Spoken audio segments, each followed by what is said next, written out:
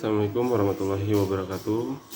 Kami dari kelompok 9 akan mempresentasikan materi kami tentang pasar uang dan masyarakat dengan saya sendiri, Abed Al-Farizi.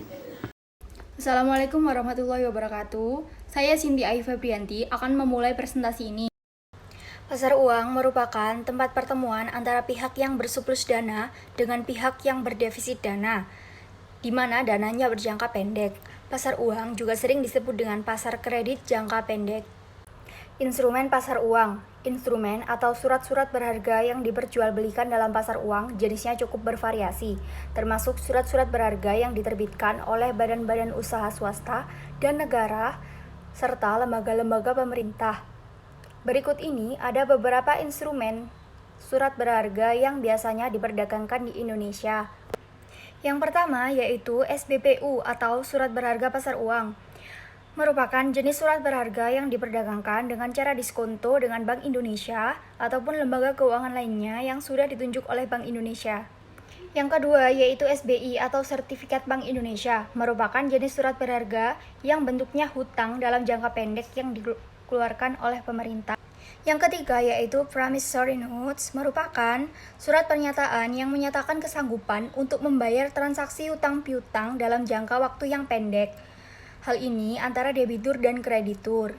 Yang keempat yaitu deposito, merupakan instrumen keuangan yang dikeluarkan oleh bank berdasarkan simpanan nasabahnya dengan periodenya sudah jatuh tempo serta pada tingkat suku bunga tertentu. Assalamualaikum warahmatullahi wabarakatuh. Perkenalkan, nama saya Revalina Puput Alkatiri. Ciri-ciri pasar uang. Jangka waktu uang yang diperdagangkan masanya pendek, tidak terkait pada tempat dan waktu. Pada umumnya, supply dan demand bertemu secara langsung dan tidak perlu ada peminjam dan penanggung.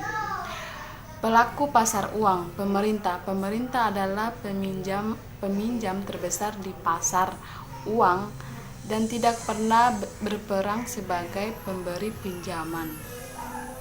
Bank sentral. Bank sentral berperan sebagai agen yang mendistribusikan sekuritas pemerintah seperti sertifikat Bank Indonesia. Jenis pasar uang. Pasar uang secara langsung atau pasar uang bagi nasabah dapat ditemui pada setiap tempat di mana bank dan lembaga keuangan lainnya, termaksud di dalamnya bank-bank yang menawarkan dana-dana kepada nasabah setempat dan turut menyalurkan dana dan memberikan pinjaman secara langsung.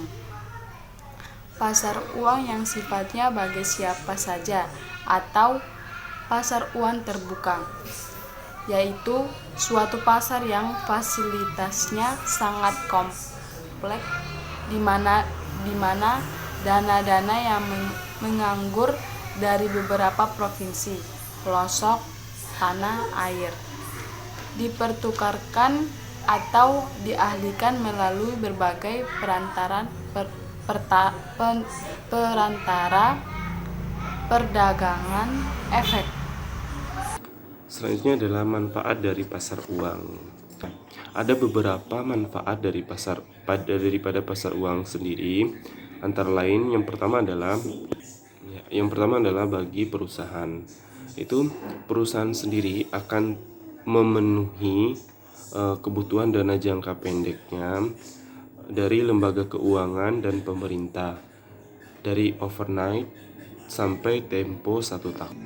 Nah, misalnya contohnya itu adalah ketika perusahaan ingin melakukan ekspansi atau membuka cabang baru. Nah, tentunya itu di sini mereka membutuhkan dana lebih lagi. Maka dengan adanya pasar uang ini yang berfungsi sebagai sumber pembiayaan atau pendanaan bagi perusahaan itu sendiri untuk melakukan ekspansi. Yang kedua adalah bagi pihak yang kekurangan dana.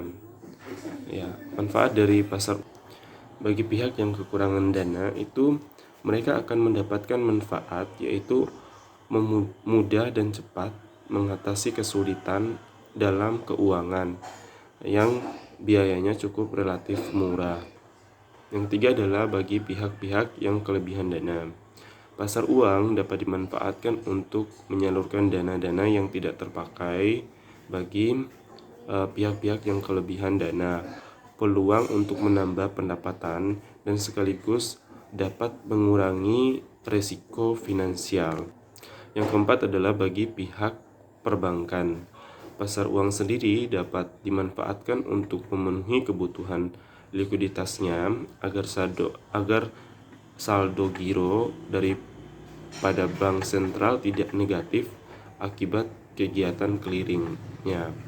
Dengan adanya pasar uang juga membantu melaksanakan kebijakan moneter dan sebagai sarana untuk memeriksa secondary reserve. Selanjutnya adalah indikator pasar uang. Indikator pasar uang sangat diperlukan untuk mengukur atau paling tidak mengamati perkembangan pasar uang itu sendiri. Nah, indikator pasar uang sendiri meliputi pertama itu suku bunga pasar uang antar bank. Ini dibedakan antara dua, yaitu bernominal atau menggunakan nilai tukar rupiah, atau menggunakan nilai rupiah, atau menggunakan nilai valuta asing atau US dollar. Suku bunga pasar uang antar bank yaitu tingkat bunga yang dikenakan oleh bank terhadap bank lain dalam hal pinjam meminjam dana dalam bentuk tadi baik dalam bentuk rupiah maupun dalam bentuk valuta asing atau US dollar atau dolar Amerika Serikat. Yang kedua adalah volume transaksi pasar uang antar bank, yaitu jumlah transaksi antar bank dalam hal pinjam meminjam dalam bentuk baik dalam bentuk rupiah maupun dalam bentuk US dollar. Selanjutnya adalah JIBOR atau Jakarta Interbank Average, yaitu suku bunga yang ditawarkan untuk transaksi pinjam meminjam antar bank. Kemudian keempat itu suku bunga deposit.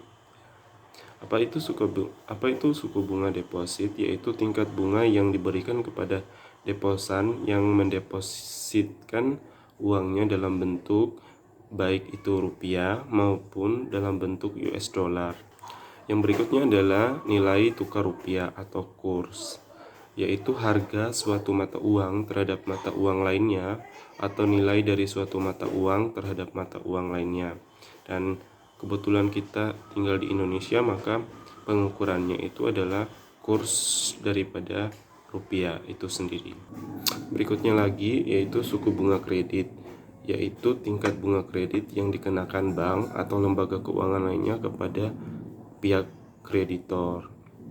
Selanjutnya tingkat inflasi, yaitu kenaikan tingkat harga barang atau jasa secara umum dan terus-menerus pada suatu waktu tertentu. Yang berikut itu indeks harga konsumen atau IHK, yaitu angka indeks yang menunjukkan tingkat harga barang dan jasa yang harus dibeli konsumen dalam suatu periode tertentu. Nah, yang terakhir adalah sertifikat Bank Indonesia atau SBI, yaitu instrumen investasi jangka pendek yang bebas risiko yang dikeluarkan oleh Bank Indonesia itu sendiri. Sekian pemaparan materi dari kelompok kami. Mohon maaf atas segala kekurangannya. Semoga bermanfaat. Dan semoga kita semua tetap diberikan perlindungan oleh Allah Subhanahu wa taala di masa sulit pandemi ini. Dan semoga ibadah puasa kita diterima dan dilancarkan oleh Allah Subhanahu wa taala. Sekian, terima kasih. Wabillahi taufiq wal hidayah. Wassalamualaikum warahmatullahi wabarakatuh.